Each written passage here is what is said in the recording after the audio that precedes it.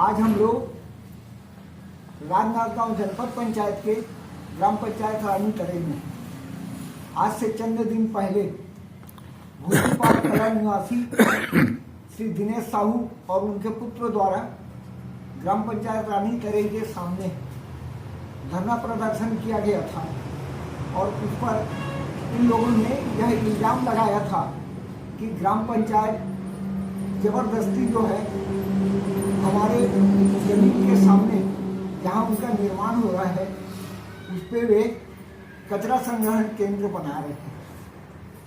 और उसी संबंध में हम लोग सोचे थे कि आज भी जो है धरना प्रदर्शन चल रहा होगा, लेकिन आने के बाद जानकारी मिली कि वह धरना प्रदर्शन जो है मात्र आधा एक घंटे का था। केवल मीडिया को बुला के ये जानकारी देने के लिए कि ग्राम पंचायत जो है वो हमारे साथ अन्याय कर रही है। इसी संबंध में हम ग्राम पंचायत रानी तरे आए हैं और सरपंच डॉक्टर श्री राजेंद्र साहू और उप सरपंच महोदय और सचिव साहब और पंच बहनें सब बैठी हैं। इनसे हम इस संबंध में जानकारी चाहते हैं। तो आदरणीय सरपंच साहब, आप इस संबंध में जानकारी दीजिए, वो गलत है या आप सही हैं? जी धन्यवाद। मैं राजेंद्र कुमार साहू, सरपंच ग्राम पंचायत रानीतरे। विषय ये है कि आज से लगभग 3 माह पहले वीरेंद्र कुमार साहू और नोमेंद्र कुमार साहू के नाम से संयुक्त जमीन खरीदा गया है। पिता दिनेश कुमार साहू भूतिपाल कला निवासी, उनके द्वारा लगभग 1 साल पूर्व जमीन खरीदा हुआ है और वो जमीन कृषि भूमि खरीदा है। कृषि भूमि में 3 माह पूर्व उन्होंने जिस समय कर्मचारी हड़ताल पे थे उस समय का फायदा उठाते हुए अपने कृषि भूमि में बिना पंचायत से एनओसी लिए निर्माण कार्य बलपूर्वक प्रारंभ किया, जिसकी सूचना मैं माननीय एसडीएम साहब को 15/9/2022 को लिखित में जानकारी दिया कि सर अवैध रूप से निर्माण कार्य किया जा रहा है, इसमें तत्काल रोक लगाया जाए। माननीय एसडीएम साहब ने बोले कि एक बार आपस में उसको समझा दो ऐसे करके। तो एसडीएम साहब के कहने पर मैं 25/9/2022 को लिखित में निर्माणकर्ता वीरेंद्र कुमार साहू को लिखित में पंचायत द्वारा काम को बंद करने के लिए नोटिस दिया। कौन से तारीख को? 25/9/2022 को। मैंने ये 90 महीने के पहले से ये जी प्रारंभ किया गया। कोटवार के द्वारा मैं नोटिस तामील किया, जिसको उन्होंने लेने से इनकार कर दिया। उसके उपरांत बलपूर्वक वो काम करता रहा और लगभग प्लिंथ लेवल से और ऊपर 8-9 फीट का निर्माण कार्य बलपूर्वक कर चुका है। उसके बाद गांव वालों को और पंचायत को बुला करके मैं फिर आपस में सहमति बिठाने का और गांव वालों को जानकारी देने के विचार से और बुलाया। उस बीच में भूस्वामी को भी बुलाया, वीरेंद्र कुमार और उनके पिताजी दिनेश कुमार को। उसमें लोगों को ही मैं ये बताया कि अब जब निर्माण कार्य कर रहा है तो इसको पहले विधि संगत पंचायत से एनओसी लेना था, उसके उपरांत निर्माण कार्य करना था। ये कृषि स्वामी बिना पंचायत से एनओसी लिए निर्माण कार्य कर रहा है, ये नियम से गलत है। तो कुछ लोगों ने समझाया और वो अपनी गलती भी स्वीकार किया कि वाकई में मैं एनओसी नहीं लिया हूं। और लोगों के समझाइश देने के उपरांत वो ग्राम पंचायत को एनओसी के लिए आवेदन किए। एनओसी का आवेदन उसका आया 15/9/2022 को पंचायत से एनओसी लेने के लिए आवेदन किया। उस आवेदन पे 22/9 को वो एनओसी के लिए आवेदन किया। उस एनओसी पे 10वें महीने की ग्राम पंचायत की मीटिंग पे उसके आवेदन पर सामूहिक विचार किया पंचायत प्रतिनिधियों के द्वारा पंचायत मीटिंग में।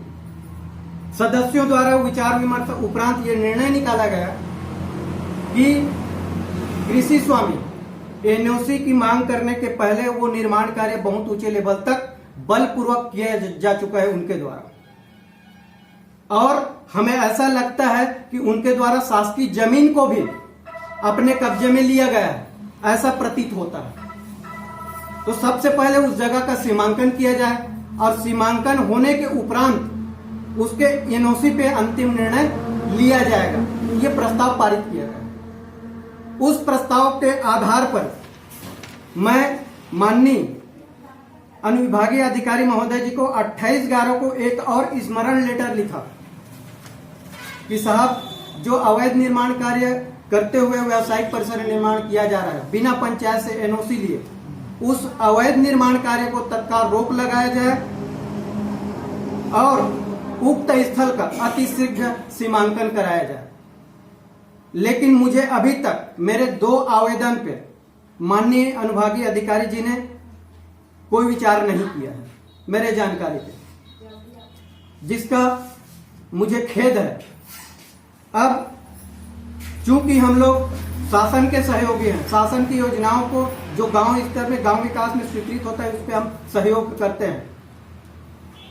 जिस जमीन पे वीरेंद्र कुमार साहू, उनके पिता दिनेश कुमार साहू परिवार से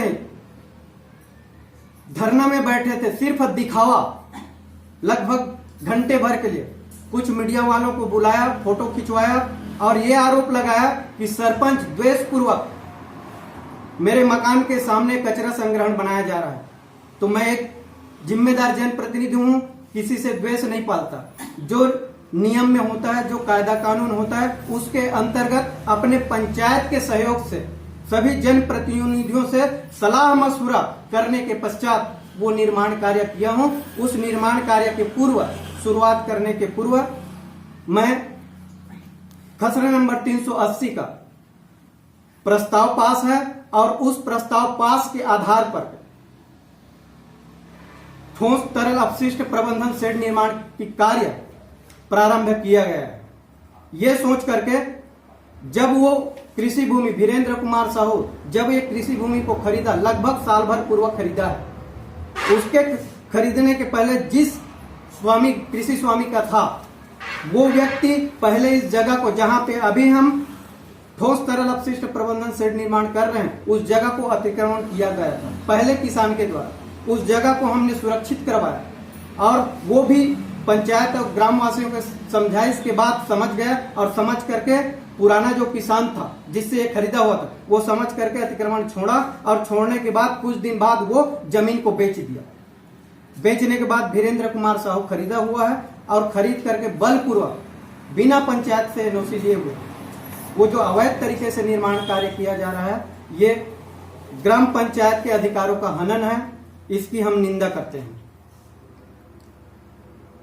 और इसके अतिरिक्त तो कुछ कहेंगे आप? इसके अतिरिक्त मैं ये बोलना चाहूंगा माननीय महोदय जी से, शासन प्रशासन से, माननीय जिलाधीश महोदय से भी मैं निवेदन करना चाहूंगा, उक्त स्थल का निरीक्षण कराएं और निरीक्षण उपरांत शासन की योजना है, महत्वाकांक्षी योजना है, शासन की योजना अनुसार ग्राम पंचायत का प्रस्ताव को लेकर के खसरा नंबर 380 में जो शासकीय घास भूमि है उस पे सामने वाले व्यक्ति को पर्याप्त उस जगह जो है उसका निर्माण कार्य, जो फ्रंट लाइन है 115 फीट का फ्रंट लाइन है, 115 फीट के फ्रंट लाइन में सामने वाले अपनी पसंद का 17 फीट का रास्ता निकाला है। जब हम शुरुआत किए तो उनके रास्ते को हस्तक्षेप न करते हुए उनके 17 फीट के रास्ते को छोड़ करके लगभग 30 फीट में हम कंस्ट्रक्शन स्टार्ट किए हैं ठोस तरल अपशिष्ट प्रबंधन का। उसके बाद उस व्यक्ति को 68 फीट का और फ्रंट लाइन मिल रहा है जिसमें उसका 6 दुकान ऑलरेडी खुला हुआ है। इतना सब कुछ उनको मिलने के बाद जिसपे पंचायत हस्तक्षेप नहीं कर रहा है, उनकी मंशा ये है कि उस 115 फीट का जो फ्रंट है, जो जमीन लगभग 12 डिसमिल की है, 12 डिसमिल की मूल्यवान कीमती जमीन को वो अपने अंडर में व्यक्तिगत उपयोग करना चाहते हैं, ये उनकी मंशा है। और मेरे विचार से शासकीय भूमि पे जो गांव वाले की मंशा है, पंचायत की मंशा है, उस जगह पे पंचायत के द्वारा शासन से मांग करके व्यावसायिक परिसर निर्माण, शासकीय खाद गोदाम, सामुदायिक भवन या अन्य ग्राम विकास में उस जगह का उपयोग होना चाहिए, ऐसी मेरी मंशा है। ऐसे मेरे पंचायत प्रतिनिधियों का समर्थन है। मुझे उस जगह को सुरक्षित किया जाए और शासन सामूहिक हित में उस जगह का उपयोग करे। बस यही मेरा कथन है। धन्यवाद आपका।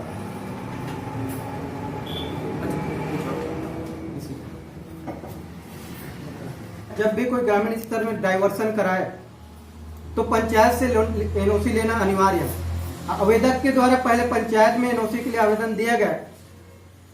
कुछ दिन बाद माननीय अनुभागीय अधिकारी महोदय जी के माध्यम से वो डाइवर्सन का पेपर भी हमको जानकारी से मिला है। ये 10/11/2022 को डाइवर्सन का पेपर उसको मिला है। बिना पंचायत से एनओसी लिए और बिना पंचायत का अभिमत लिए राजस्व विभाग द्वारा डाइवर्सन का पेपर दिया जाना मेरे समझ से परे है। बस इसी पे मैं कहना चाहूंगा, डाइवर्सन बिना पंचायत, जबकि कंडिका 1 और 2 में स्पष्ट लिखा हुआ है संबंधित विभाग से अनुमति लेना अनिवार्य है। बिना पंचायत के एनओसी और बिना पंचायत का अभिमत लिए डाइवर्सन कैसे हो सकता है? ये मेरे सवाल है शासन प्रशासन से।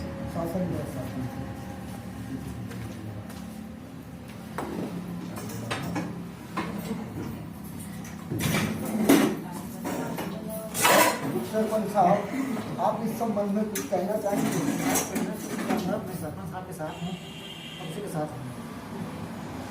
मैंने सरपंच साहब ने जो भी अपने विचार व्यक्त किए हैं उससे आप लोग सहमत हैं? बिल्कुल, हम सहमत हैं। धन्यवाद।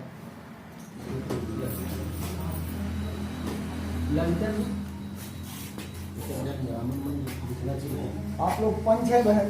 हाँ। अभी जो सरपंच साहब से जो बातचीत हुई, सरपंच साहब के कथन से आप लोग सहमत हैं? हाँ सहमत। मैंने जो भूमि स्वामी है वह गलत कर रहा है। हाँ, तो उसको बताने के बाद भी वो गलत कर रहे हैं, तो हम सरपंच की बात से हम सहमत थे, समर्थन करती हूँ सरपंच को। आपका क्या नाम है बहन? ललिता साहू। धन्यवाद। आप लोग भी बहन जी सहमत हैं? मैंने जो सरपंच साहब जो बोल रहे हैं, ग्राम पंचायत के हित की बात कर रहे हैं, उसे उसको सही मान रहे हैं आप लोग? समाचार संकेत न्यूज चैनल और शब्दांजलि न्यूज चैनल से संपादक किशोर गुप्ता, सुश्री नलिनी श्रीवास्तव, सह संपादक महादेव सिंह चंदेल।